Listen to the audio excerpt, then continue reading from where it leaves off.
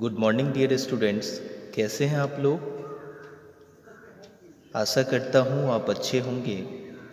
प्यारे बच्चों, पिछले क्लास में हम लोगों ने अल्फ़ाबेट्स के परिचय को समझा था। यह जानने की कोशिश की थी कि आखिर अल्फ़ाबेट है क्या। प्यारे बच्चों, आज के इस दूसरे क्लास में अल्फ़ाबेट के और सारे रूपों को हम लोग जानेंगे। आइए अपने कॉपियों को खोल लें और मेरे साथ काम करेंगे। प्यारे बच्चों, अल्फ़ाबेट का जो मौलिक रूप है वह इसको 3 भागों में डिस्ट्रीब्यूट कर देता है, जिसमें हम लोग परिचित होंगे वोवेल्स के नाम से, कॉन्सोनेंट के नाम से और इसके बीच में आने वाला सेमी वोवेल के नाम से। प्यारे बच्चों, वोवेल्स को आप बचपन से जानते हैं। वोवेल्स यानी स्वर। बच्चों, ए से लेकर के जेड तक के 26 लेटर्स का ही यह भाग होता है वोवेल्स, जिसे हम अब जानने की कोशिश करते हैं जो आखिर ये होता क्या है। प्यारे बच्चों, वोवेल्स की अगर अंग्रेजी की एक उचित परिभाषा कहा जाए तो वो होगा, vowels are those letters which has not need to take any help of any other letters for frequently. प्यारे बच्चों, इसका अर्थ हुआ जो वोवेल्स वो अक्षर कहलाएंगे जो अपने प्रयोग को लेकर के किसी तरह से बाध्य नहीं। हम इसे ऐसे भी समझ सकते हैं कि ये वो अक्षर होते हैं जो बिना किसी अन्य अक्षरों की सहायता से बोला जाता है, समझा जाता है, जिसमें ए, ई, आई, ओ और यू ये 5 प्रमुख हैं। प्यारे बच्चों, दूसरे भाग को हम लोग सेमी वोवेल के नाम से जानते हैं और ये सेमी वोवेल 2 अल्फ़ाबेट के पार्ट डब्ल्यू और वाई को मिलकर के बना है, जो सेमी वोवेल के नाम से जाना जाता है। प्यारे बच्चों, वोवेल और सेमी वोवेल को छोड़ दिया जाए तो अल्फ़ाबेट के 26 विशाल समूह के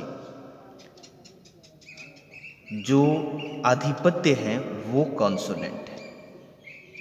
इसलिए इसका एक उचित परिभाषा हमने दिया, alphabet form vowels and semi vowels, all letters in alphabet is known as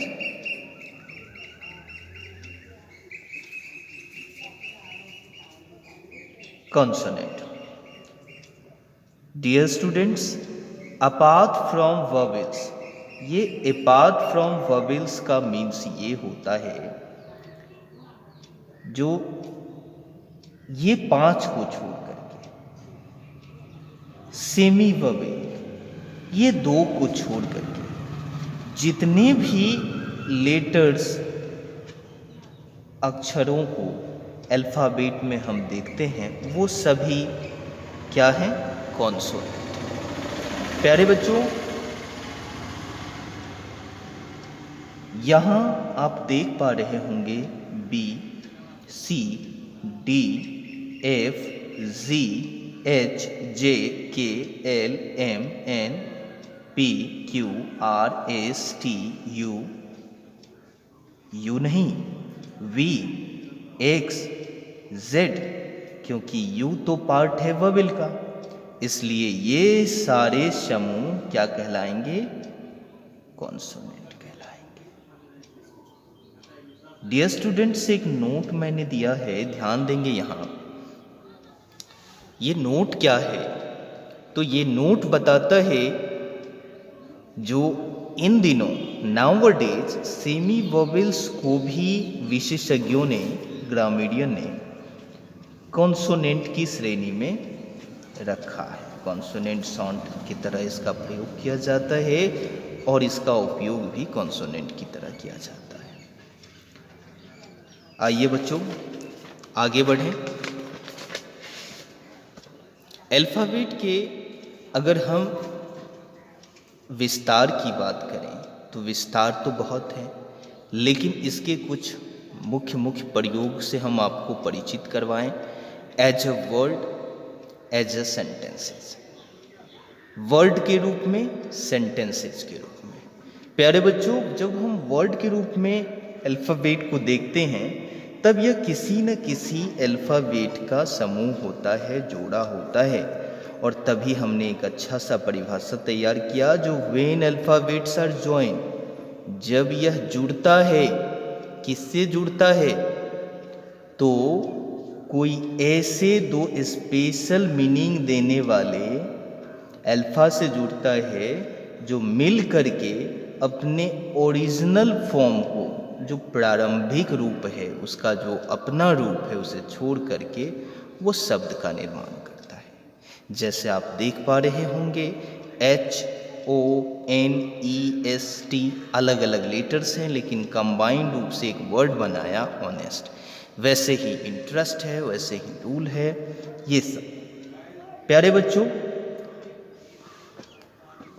as a sentence के रूप में जब हम अल्फ़ाबेट का यूज को देखते हैं तब इसकी एक उचित परिभाषा आती है जो व्हेन वी पुट टू और मोर देन टू वर्ड्स।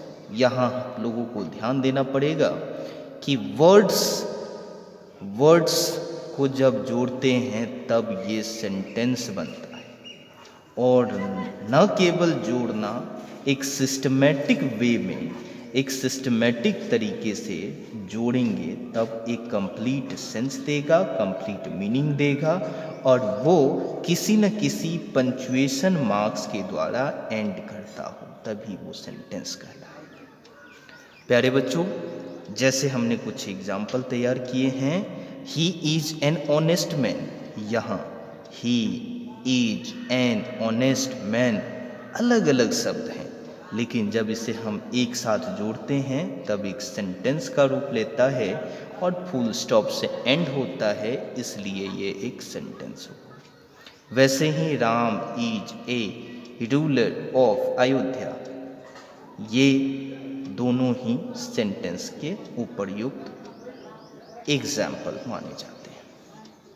प्यारे बच्चों, इसको कंप्लीट करने के पश्चात हम लोग एक अमुक चीज़ों को करने जाएंगे जो इंग्लिश ग्रामर की रीड कहलाने वाली चीज़ है, जिसका नाम है पार्ट्स ऑफ स्पीच। प्यारे बच्चों, आप लोगों से रिक्वेस्ट आप इसे पढ़ करके आएँ, जो नेक्स्ट क्लास में आप लोगों को समझने में किसी तरह का प्रॉब्लम ना हो। आप इसे बार बार पढ़ें, ज़्यादा से ज़्यादा इससे जुड़ें। हमारी आशा है आप जल्दी से इसे बैकअप कर पाएंगे। Thank you.